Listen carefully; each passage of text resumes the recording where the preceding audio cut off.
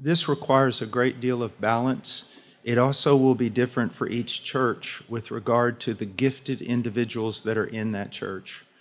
I think we would all agree that it's good to have children there in the congregation. Yet at the same time, I want us to start recognizing some things. We live in a world today where a child raised in a Christian home is going to have almost no social interaction except with brothers and sisters. I mean, we've reached a point in time where it's literally Sodom on the outside. One of the big failures I do see in the homeschool movement, and I see in this idea of, children are going to be just in the main service, is, first of all, the greatest social interaction ought to be between the children and their parents, and then the children with one another in the context of a family.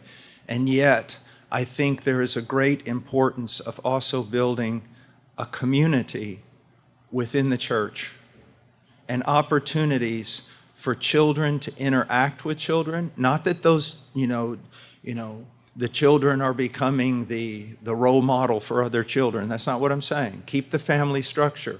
But also know this. We have children sitting in services, and the service flies so far over their head that they don't understand anything that's going on. So we can, we're not raising Puritan children. There was a time when children studied Latin and Greek at 5 years old.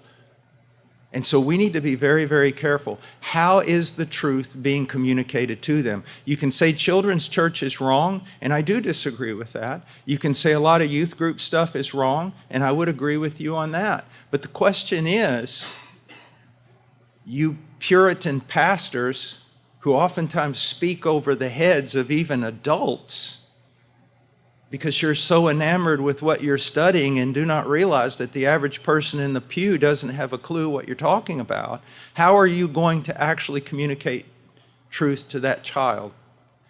And then here's another thing. How much time are churches spending teaching fathers?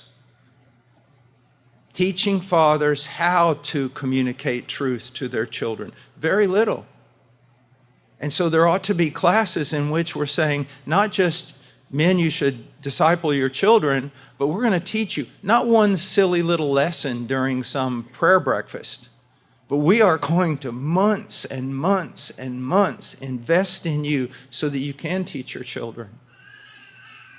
And there needs to also be places like where children can interact with children, where they can go and do things and play and so many things. So here's the one thing I'll tell you. If you're going to take a lot away from these kids, and some of this stuff should be taken away from them, at least the way those things are being done.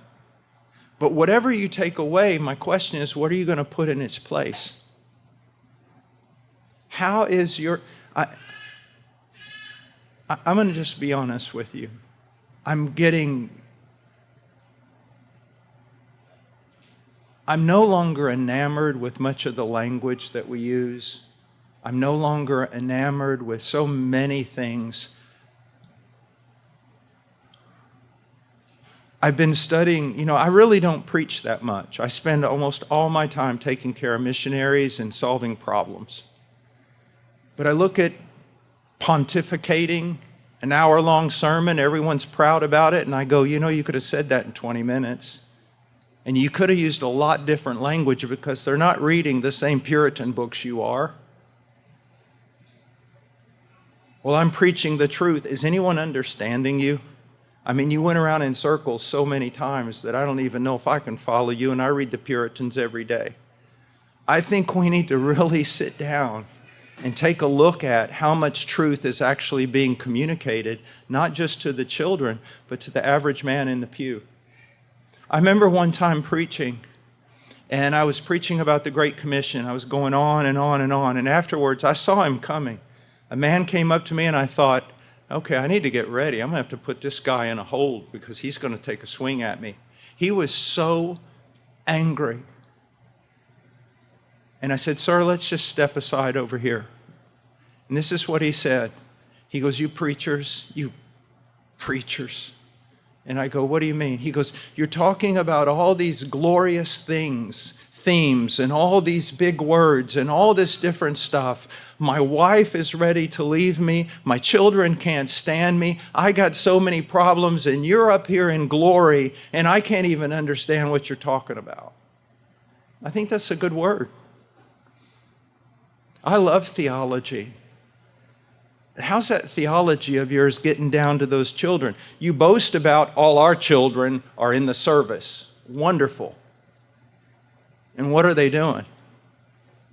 So for me, my whole question is, what is the fruit of it? There's a lot of pride now about we don't have youth groups, and we don't have this, and we don't have that. And I guess that's, if you want to boast about that. But I know places, for example, out at Grace, John MacArthur's, where they have all kinds of things, and I hear children talking about truth that I don't even hear adults talking about, and they learned it in that children's group. I think that, we're really going to have to bump it up. We're really going to have to rethink. And I hope I'm hitting you here. I'm an older man, and I'm sitting there going, you know what? I'm so sick and tired of all this pontificating about so many things. Show me children that are growing in the faith. Show me actual people in the church who even understand what we're preaching. And I think this is very, very important. When I used to work with the Aguaduna tribe, you didn't walk in there with, I have my perfect exposition that would get an A from all the, Gestapo expositor people.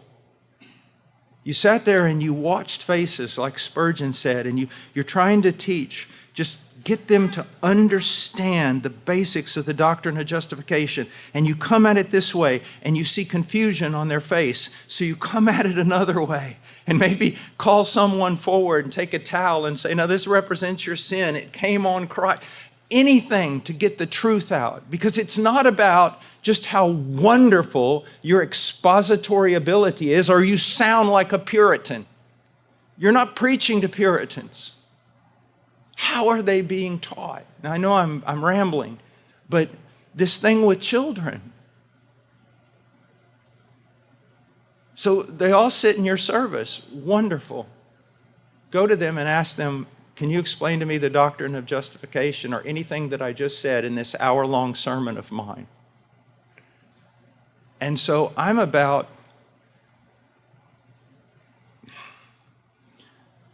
would go to people and say, did you understand that sermon? Can you speak it back to me? Go to children. Tell me what you learned. Nothing? Okay. I need to change something. Because you will know everything. You'll know them by their fruit, but you'll also know your style of ministry by the fruit. I'm going to tell you something that make you, where all of you will say, that guy's never coming back.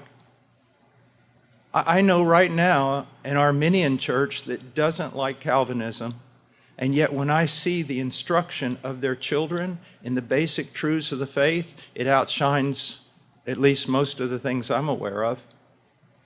So the question is, who's actually learning? Another thing that's very important I want you to be careful of. When you get into the Reformed community, don't preach and minister so that when real important Reformed guys come into your church, they give you an A stamp of approval. Minister in order to care for the people where they're at. And so there are things, I want you to know that, brethren, someone asked me the other day, who's somebody that you really like to listen to?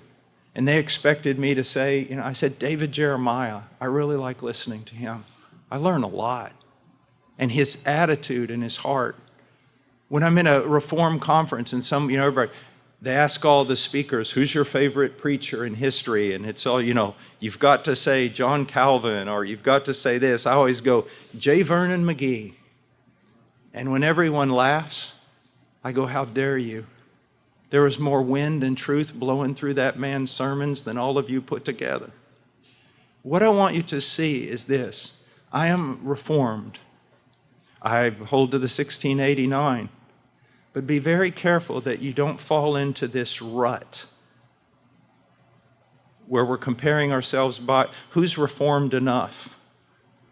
You know, oh, they have children's church, or they have a school, or this or that. Don't do that. Look at the fruit of a man's ministry.